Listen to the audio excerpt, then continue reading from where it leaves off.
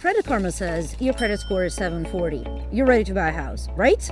Now we talk about that. So what is a good credit score when you decide to buy a house? Well, ideally, the higher the better. Easy answer, right? But how low do we go to get you into a home and to actually be able to get you pre-approved to buy a house and get a mortgage? Well, let's talk about it.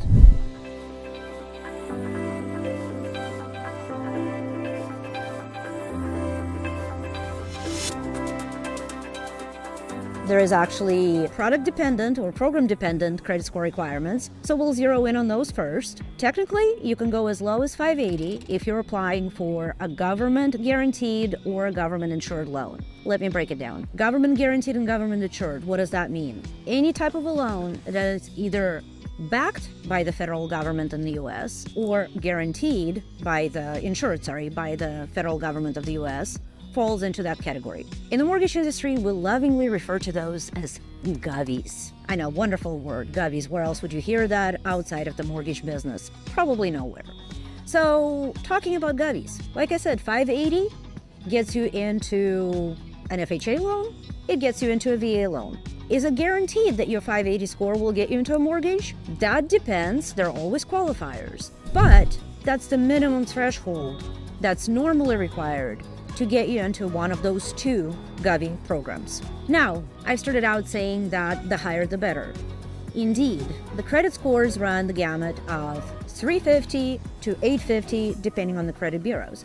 So number one, there are 3 credit reporting bureaus in the country. Most people mistakenly think that those 3 are government owned. Guess what?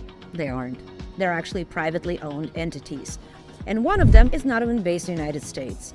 Surprise. Now, credit scores. Those 3 big whales use their proprietary calculation models to extrapolate or calculate a credit score from your credit history based on a mathematical formula, proprietary mathematical formula, the content of which they have never released to the public. From experience, however, we know that most of the formula, roughly 30 to 35%, is your payment history. So if you've made your payments on time, you're already on track to a decent credit score. But what most people don't know is that the other 35% or so of the score is actually your credit usage. What does that mean?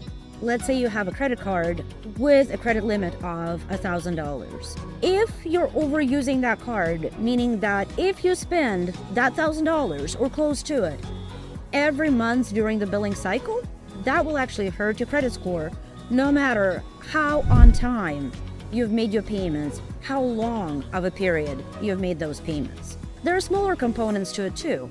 Length of credit been established. The longer you've had credit established, the better for you. The shorter the span of established credit, the less points it gains you. It's really a point system. Your inquiries, meaning how many times have you applied for credit, that matters because guess what? If you're consistently applying for credit, the logic behind it is that you're applying for credit, therefore you could get credit, therefore you could run it up, therefore you could get in trouble financially.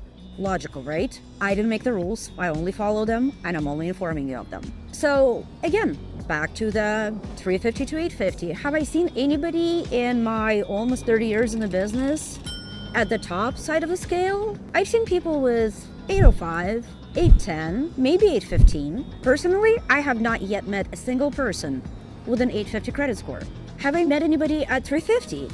Same, I haven't. I have seen some people in the 400s, and it takes a lot of damage and it takes a lot of recent damage to actually get that low on the credit score scale. So what gets you the best type of mortgage, the best type of rate? Of course, the higher the credit score, the better. Even though you can qualify to get into a home at 580 on the govies or 620 on the conventional side, it won't get you the best possible interest rate. Does it mean you need to wait until you fix your credit? In some cases, yes, you do. In some cases, it does benefit you, cleaning up the credit, paying down some balances, improving your credit score, and putting yourself in a better situation. In other cases, if you qualify now, think globally. Do you want to get into your own home and fix the problem as you go? We can work on that with you. Please comment below if you have questions on your credit score issues, and we'll be happy to answer you. Talk to you in the next video.